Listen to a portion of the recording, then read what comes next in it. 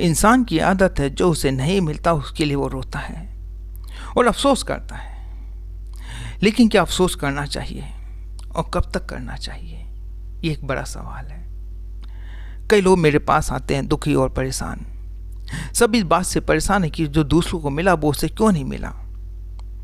वो अफसोस करते, काश ऐसा हो जाता, काश मैं ऐसा कर सकता, काश मैंने ऐसा किया होता। मैं उनकी बातों को ध्यान से सुनता हूँ। वो लगभग एक जैसी होती हैं और मैं उनसे कहता हूँ कि यदि तुम्हारा भला अफसोस करने से होता है तो कर लो, और यदि तुम अफसोस भी सही तरीके से ना कर सको तो मेरी बात मानो। आखिर कुछ तो करो जिससे तुम इस पीड़ा से बाहर निकल सको। मैं मानता हूं कि कुछ ना पाने का दुख इंसान को होता है और इसके लिए अफसोस भी कर लेना चाहिए, क्योंकि हर इंसान चाहता है कि उसे वो सब मिले जिससे उसकी जिंदगी खुशहाल हो जाए। इंसान के दुख के मूल में आमतौर पर 3 चीजें होती हैं: पैसा, शोहरत और ताकत। और जिसे ये सब नहीं मिलता वो परेशान हो जाता है। मैं अमीर क्यों नहीं हूं, मेरे पास वो सब कुछ क्यों नहीं है जो दूसरों के पास है। इसे लेकर वो शिकायत करता है ईश्वर से और कोसता है अपने नसीब को, क्योंकि इंसान इससे ज्यादा कुछ कर भी नहीं सकता। जब किसी इंसान को कुछ नहीं मिलता तो वो हार जाता है। हारा हुआ इंसान बेहद कमजोर होता है।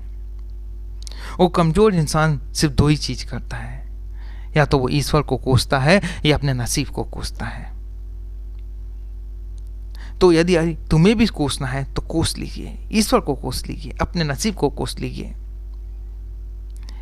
लेकिन क्या इससे तुम्हें कुछ हासिल होगा? कुछ नहीं। मैं कहता हूं जब तुम्हें खुद पर गुस्सा आए, कुछ ना पाने का दुख हो तो अफसोस कर लो। लेकिन कितने वक्त तक तुम अफसोस करोगे? कितने समय तक अफसोस करोगे? कितने समय तक तुम अपनी पीड़ा को अपने सर पे गठरी बांधे हुए चलते रहोगे?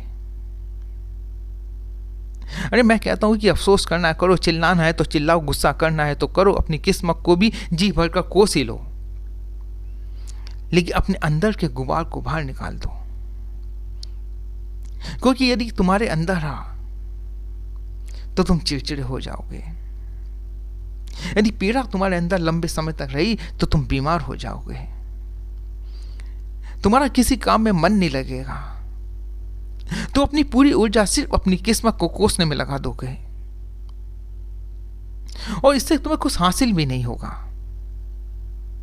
एक बात अच्छी तरह से जान लीजिए कि तुम्हें क्या मिलना है और क्या नहीं, ये ईश्वर तय करता है। उसने तुम्हारी किस्मत लिखी हुई है, उसमें तुम कुछ नहीं कर सकते। जिसे तुम किस्मत कहते हो मैं उसे ईश्वर की मर्जी कहता हूं। इसलिए अफसोस करना बेकार है, क्योंकि इससे तुम्हें कुछ हासिल नहीं होगा।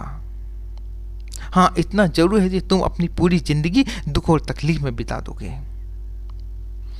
ज्यादा दिन तक तुम पीड़ा में रहे, अफसोस में रहे तो खुद को बीमार बना दोगे। तुम्हारी वो पीड़ा सिर्फ तुम्हारे तक सीमित नहीं रहेगी, वो तुम्हारे परिवार को बीमार करेगी, तुम्हारे आसपास के माहौल को बीमार करेगी। वो सब उसकी चपेट में आएंगे। इसलिए जितनी जल्दी हो अपनी पीड़ा को खत्म कर दो, जितनी जल्दी हो अपने अफसोस को खत्म कर दो, जितनी जल्दी हो मान लो कि जो तुम्हें नहीं मिला वो तुम्हारी किस्मत में नहीं था, वो ईश्वर तुम्हें नहीं देना चाह रहे थे। अभी एक बात और समझ लीजिए कि तुम्हें सब कुछ मिल जाए ये जरूरी नहीं है। इंसान की समस्या यह है कि वो खुद को बेहद खास समझता है। लेकिन यदि तुम ये सोचते हो कि तुम हर चीज पाने के लायक हो तो तुम गलत हो। तुम्हें इस गलतफहमी से बाहर निकलने की जरूरत है। तुम, मैं और कोई भी नहीं जानता कि ईश्वर क्या करना चाहते हैं, ईश्वर के मन में क्या है, ईश्वर किसे क्या देना चाहते हैं। इसलिए इस बारे में सोचना छोड़ दो। ईश्वर को जब तुम्हें कुछ देना होगा तब वो तुम्हें बिना तुम्हारी मर्जी के भी दे देंगे। मैं कहता हूं वो ईश्वर तुम्हें बिना कुछ काम किए तुम्हें सब कुछ दे देंगे। तुम्हें बिना कर्म किए वो सब कुछ मिल जाएगा जिसकी तुम उम्मीद करते हो, जिसकी तुम लालसा रखते हो। इसलिए सब कुछ ईश्वर के भरोसे छोड़ दो। ईश्वर और अपनी किस्मत को कोसने से तुम्हें कुछ हासिल नहीं होगा। और ईश्वर को कोई फर्क नहीं पड़ता कि तुम उन्हें कितना कोसते हो। ईश्वर को इस बात से ही फर्क नहीं पड़ता कि तुम उसकी पूजा करते हो या नहीं करते हो, तुम उसे मानते हो या नहीं मानते हो। तुम बहुत छोटी चीज हो, अपने आप को समझो। ये इंसान बहुत छोटी चीज है।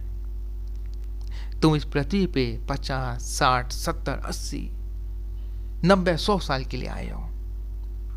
ईश्वर जन्मों जन्मांतर से है। जब ये पृथ्वी थी तब भी ईश्वर है, जब पृथ्वी नहीं होगी तब भी ईश्वर था। ईश्वर ना तो मरता है ना जीता है, ईश्वर हमेशा रहता है। ईश्वर से लड़ना छोड़ दो, उसे गिड़ाना भी छोड़ दो। जो तुम्हें मिलना है वो वक्त, तुम्हें अगर मिलना होगा तो वक्त से मिल जाएगा, नहीं मिलना हो तो नहीं मिलेगा। तुम सिर्फ 2 काम कर सकते हो, तुम्हारे हाथ में सिर्फ 2 काम है। एक, अपना कर्म करते रहो, और दूसरा जो तुम्हारे पास है उसका लुत्फ उठाओ। इसके अलावा तुम्हारे पास कुछ नहीं है, तुम्हारे हाथ में कुछ नहीं है। दिक्कत यह है कि यदि तुम बहुत समय तक पीड़ा में रहोगे, अफसोस करते रहोगे, तो जो तुम्हारे पास है तुम उसका भी लुत्फ नहीं उठा पाओगे। मैं चाहता हूं कि जो तुम्हारे पास हो तुम उसे पहचानो, उसमें खुशी ढूंढो। खुशियां थोड़ी सी मिलेंगी लेकिन मिलेंगी, उनका लुत्फ उठाना सीखो। नहीं तो थोड़ी सी खुशियों जो तुम्हारे पास है, जो खुशियां तुम्हारे पास है थोड़ी सी, तो उन्हें भी खो दोगे। इसलिए मैं कहता हूं कि अपनी जिंदगी को सहज बनाओ, कर्म करो, और जो तुम्हारे पास है उसमें खुशियां ढूंढो। यदि तुम ऐसा करने में सफल रहे तो मैं दावे से कहता हूं तुम्हारी जिंदगी सहज बन जाएगी और तुम्हारी जिंदगी खुशहाल हो जाएगी। मेरी बात मानो, अफसोस मत करो, लंबे समय तक अफसोस मत करो। जो नहीं मिला वो नहीं मिला, और नहीं मिला उसके लिए तुम कुछ कर भी नहीं सकते, और जिस चीज के लिए तुम कुछ कर नहीं सकते उस पर अफसोस क्या करना। तो जो तुम्हारे पास है उसमें अपनी जिंदगी को जीना सीखो, जिंदगी को सरल बनाओ।